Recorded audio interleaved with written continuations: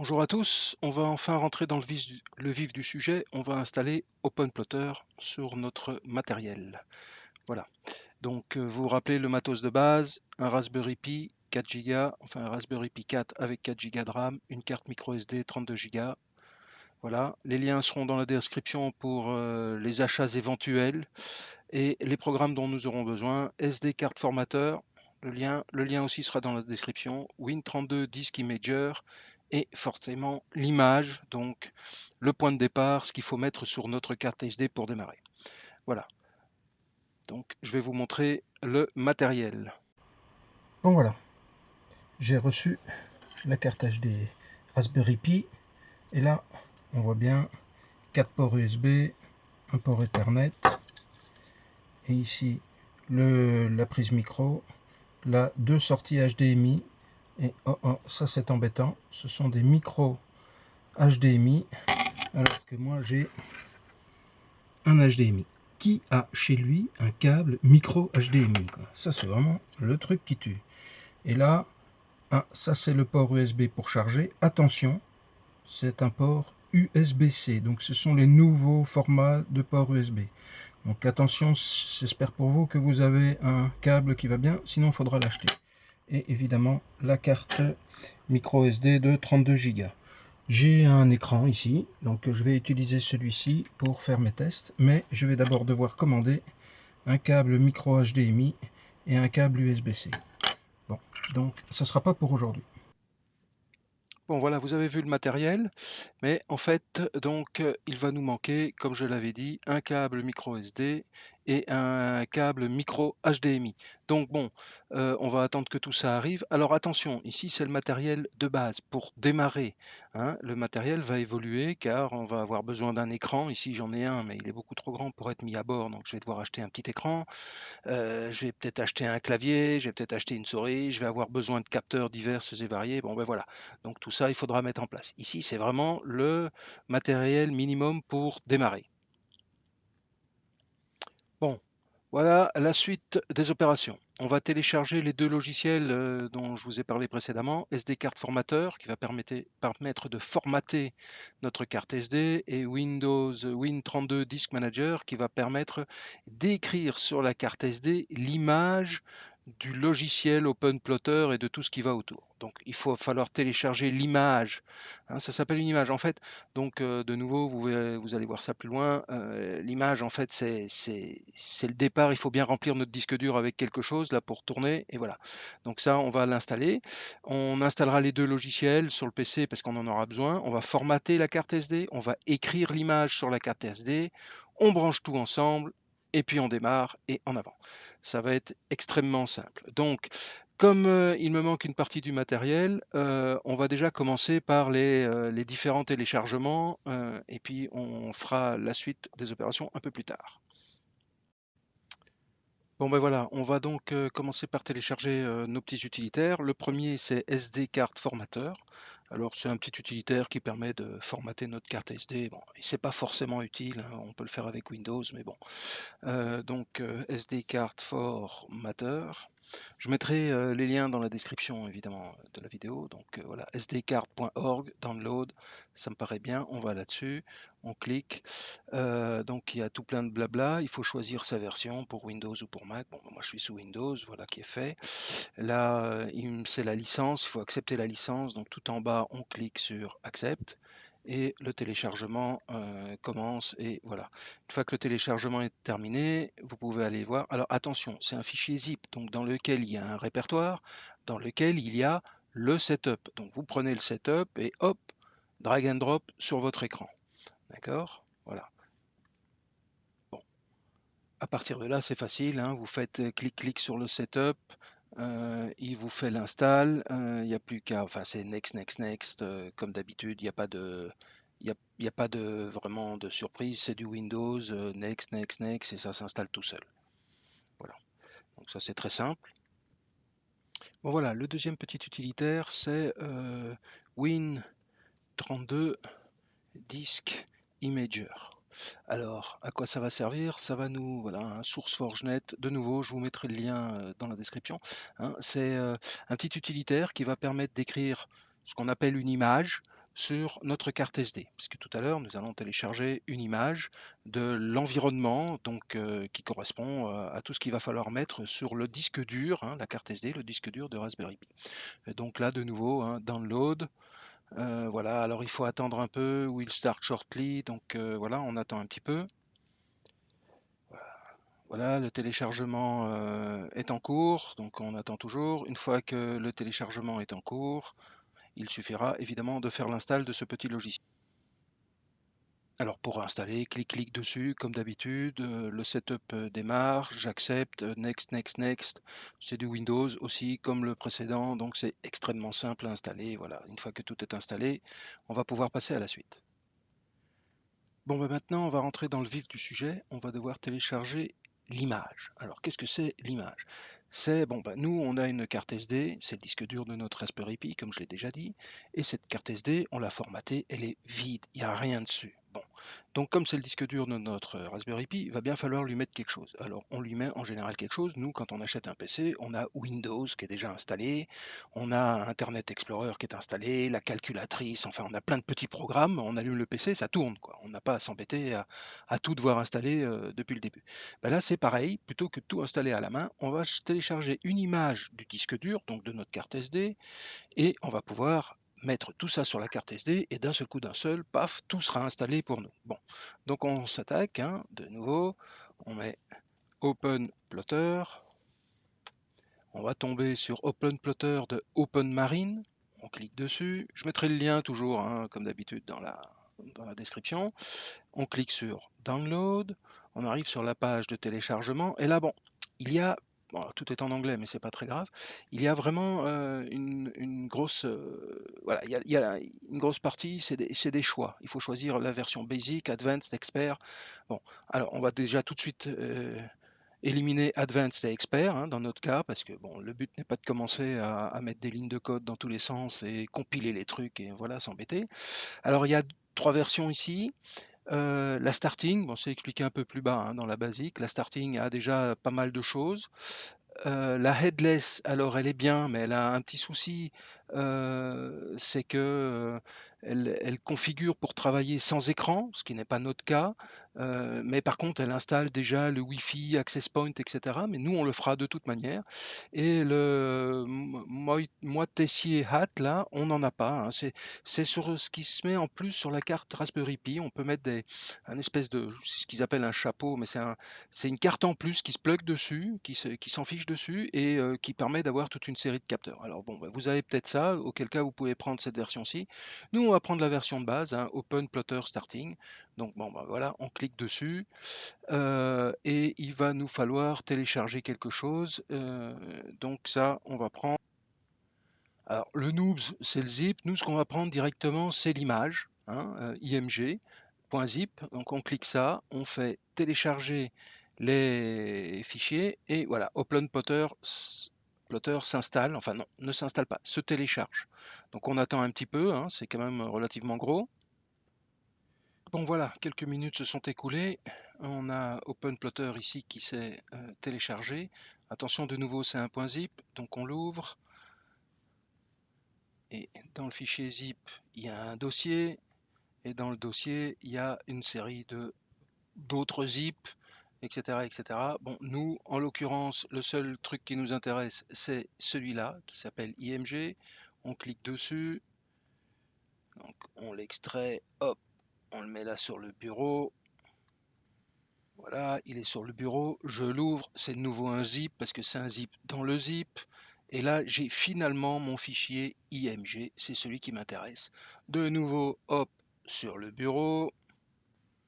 Voilà. Donc si tout se passe bien, donc ça on peut fermer. Ça, a priori, on pourra fermer aussi. Donc ici, j'ai le fichier zip, j'en ai plus besoin parce que ce que j'ai récupéré, c'est mon fichier image. Donc là, le fichier zip, je le supprime. Voilà. Donc je devrais avoir, si tout se passe bien, mon SD card formateur, mon Win32 disk imager et mon fichier image. Et nous allons pouvoir utiliser tout ça pour enfin préparer notre disque dur, notre carte SD pour notre petit Raspberry Pi. Bon voilà, j'ai enfin tout reçu, hein. Donc là tout à l'heure, la dernière fois j'avais reçu ma carte Raspberry Pi, ma carte micro SD, voilà, avec son petit adaptateur. Entre temps j'ai reçu le câble HDMI d'un côté micro pour aller dans la carte Raspberry Pi et de l'autre côté normal pour aller dans l'écran.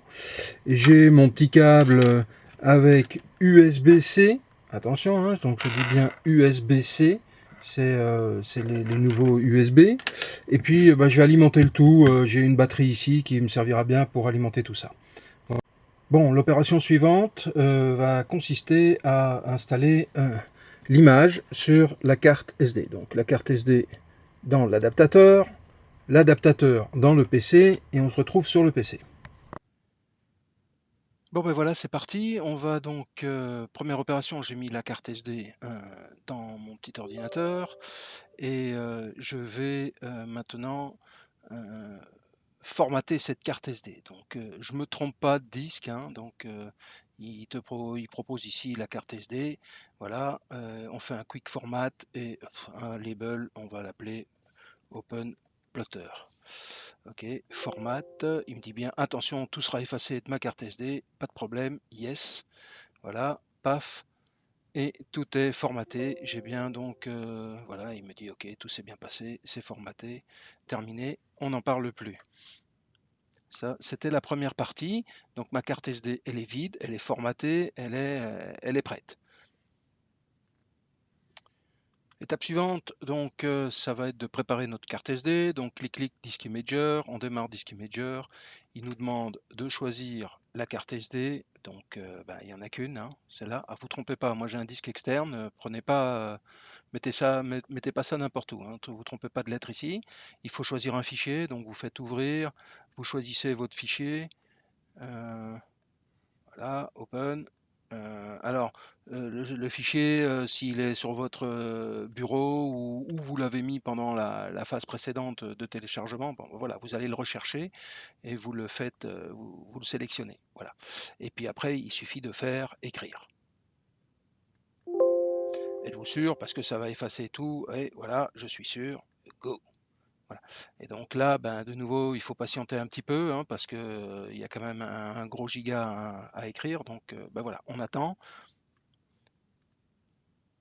Bon, ça avance, mais on attend encore, hein. Il suffit, voilà, il faut attendre jusqu'au bout. Voilà, donc quand tout est fini, écriture réussie, OK, on ferme, et voilà, on n'a plus qu'à sortir la carte SD du PC, et on se retrouve à assembler tout ça. Voilà, on va assembler le tout. La carte SD, là, se met à l'arrière, là. Les contacts du côté de la plaque, on enfonce. Alors c'est pas un clic-clic, ça s'enfonce juste et puis voilà. D'accord. On va mettre notre petit écran, enfin petit pour l'instant, dans la sortie HDMI. Alors il faut pas que je me trompe parce qu'il y a deux sorties HDMI. On va la mettre dans la HDMI 10, 11. Ok, dans la première, c'est celle-là. Et puis on va mettre, on alimente le tout. Hop. Là on voit que ça clignote. Rouge, vert. Et à l'écran, ça y est, c'est parti. Ça s'installe. Alors j'ai des écrans et des trucs un peu bizarres comme couleur, mais bon, voilà. J'ai les petites framboises qui apparaissent. Resize File System. Enfin bon, bref, on le laisse mouliner. Hein, il fait ce qu'il a à faire.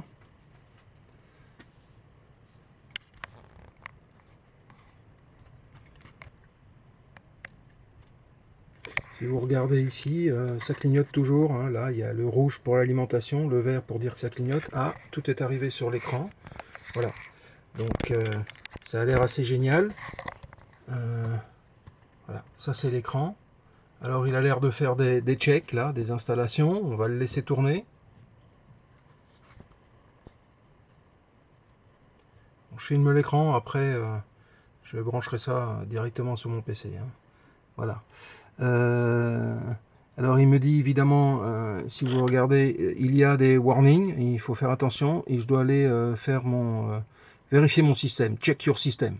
Alors le truc est relativement simple, hein. Security warning, un problème de sécurité, parce que c'est le password par défaut pour l'utilisateur PI. Il nous recommande d'aller modifier ce mot de passe. Bon, voilà, ça c'est pas très grave. Alors je pourrais cliquer sur close, et c'est à ce moment-là que je m'aperçois que personne n'est parfait. J'ai oublié deux choses importantes, c'est de brancher sur ma petite carte là, un clavier et une souris. Donc je vais faire ça tout de suite. Voilà, j'ai retrouvé une vieille souris avec fil, donc on va la brancher dans n'importe quel port USB, hein.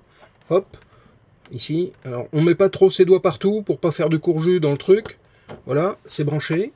Donc logiquement j'ai ma souris. Voilà, si je vais sur l'écran, j'ai ma souris. Voilà.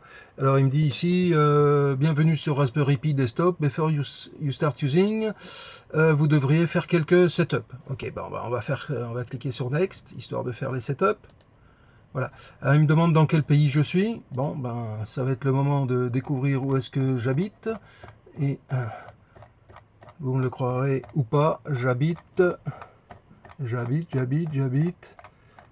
où est-ce que je suis? Oh là là là, je suis loin. Je suis loin. Ah, je suis en Belgique une fois. Bon, voilà, hop, Belgique. Langage, Flemish, absolument pas. French.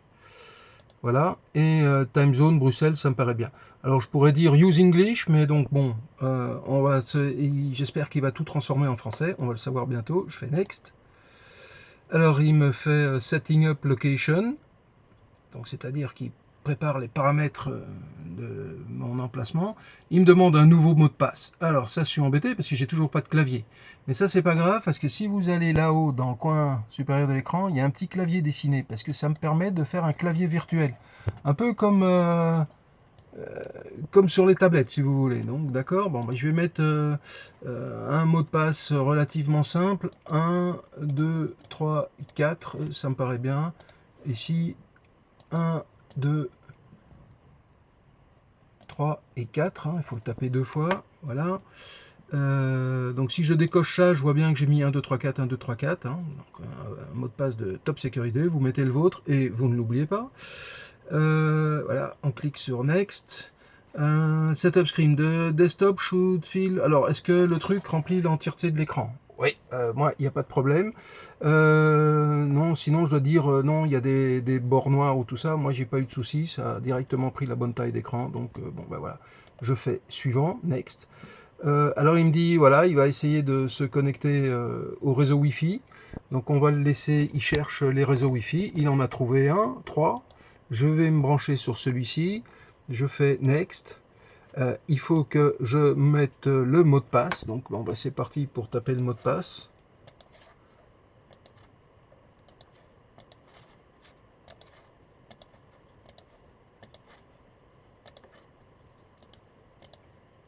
Voilà, mon mot de passe est tapé. Je fais next. Et si tout se passe bien, il se branche sur le Wi-Fi.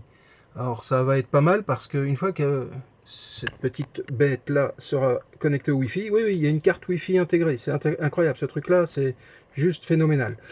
Donc une fois qu'il sera branché sur le Wi-Fi, bah, je pourrai voir cet écran là sur mon PC, me connecter à distance dessus. Voilà, le operating system and application bon, il va vérifier s'il y a des mises à jour à faire. Voilà, bah, donc on va faire next, comme ça on espère qu'il fasse les mises à jour. Voilà, il vérifie pour les mises à jour. Pendant ce temps, j'ai plus besoin du clavier, je clique sur la petite croix, j'efface le clavier. Voilà, donc il fait update list, il fait les mises à jour. On va le laisser tourner.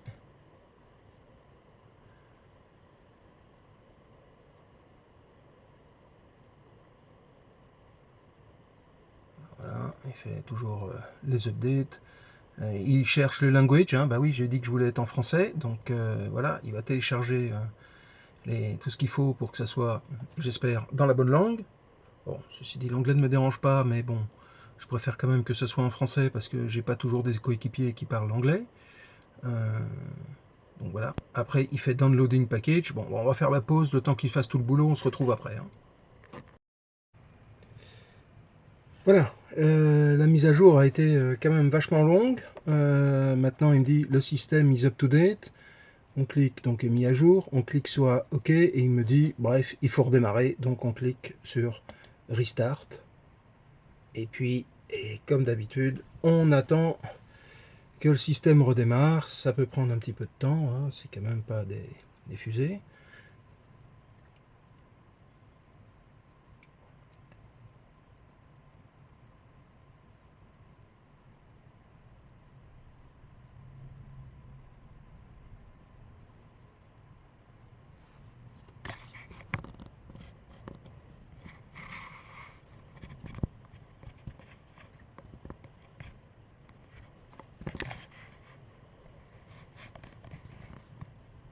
Là, on voit l'écran en entier, pas facile. Ok, bon ben voilà, ça a démarré. Et puis à partir de là, on va commencer à explorer un petit peu. Hein. Donc, ouais, okay, on règle tout ça. Voilà. Alors, vous avez ici en haut là, la petite framboise. D'accord, la petite framboise, on clique dessus. Hein, et on a le menu. Bah, d'habitude dans Windows c'est en bas, bah, là c'est en haut, c'est du Linux, c'est comme ça. Et vous avez pas mal de trucs, hein. Vous avez OpenPlotter surtout qui va nous intéresser. Il y a pas mal de machins dedans, il y a entre autres OpenCPN, c'est la carte, hein. Si vous avez regardé ma vidéo OpenPlotter, OpenCPN présentation, bah, tout ça c'est expliqué. Et il y a Signalka, le moteur qui transforme tout ce que les capteurs vont envoyer et lui il va transformer ça et renvoyer ça à qui en a besoin. Bon, alors il y a les accessoires, il y a plein de trucs, hein, il y a le clavier, voilà. Donc par contre, ce qui me dérange, c'est que j'ai pas tout en français. Donc je chercherai à voir si je peux avoir tout ça en français ou pas. Voilà. Sinon, le truc important, hein, là-haut, vous voyez celui-là, là, Open, avec le petit O, c'est OpenCPN quand je mets la souris dessus. Je l'ouvre, ça, ce sont mes cartes. Voilà, alors on me dit ok, OpenCPN est distribué, on fait valider. Voilà, au premier démarrage, on voit qu'on a la carte coupée en deux parce que on peut faire deux zooms différents.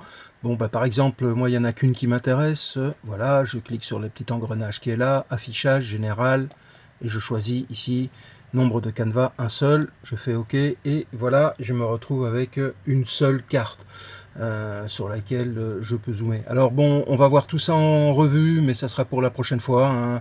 Man overboard, donc un homme à la mer, etc., etc. Les routages, les waypoints, voilà, les paramètres divers. Donc on aura le temps de revoir tout ça en détail au fur et à mesure des vidéos. Mais ici déjà, si je regarde la carte, la résolution c'est un peu pourri. Hein. Regardez-moi la Corse, comment elle est belle. Je crois qu'il y a eu plus beau que ça quand même pour la Corse. Hein. L'Italie, la botte de l'Italie, on la reconnaît, mais bon, faut vraiment se faire violence. Donc c'est totalement inutilisable pour la navigation. Hein. Vous pensez bien, il n'y a rien là-dedans. Donc voilà, dans les prochaines vidéos, ce qu'il faudra faire, c'est évidemment télécharger les cartes. Donc je vous montrerai ça, ça sera le sujet de la prochaine vidéo. Voilà, à bientôt. Ah, avant de vous quitter, un dernier détail. Pour éteindre le tout, on n'arrache pas simplement la prise de courant, ça pourrait corrompre notre disque dur. Je vous expliquerai tout ça en détail dans une autre vidéo, comment faire des copies de sauvegarde de votre carte SD, etc. Mais donc, on ferme l'application là, on clique là-haut sur la petite framboise, on va dans Shutdown, on clique, apparaît ici, on fait Shutdown. Voilà, et puis on attend un peu qu'il ait fini de clignoter là, aussi bien à l'écran, que l'écran n'affiche plus rien, et que ici il arrête de clignoter. Voilà, quand ça c'est fait, à ce moment-là, et uniquement à ce moment-là, vous pouvez retirer l'alimentation. Voilà, je crois que c'est tout pour cette fois, à la prochaine.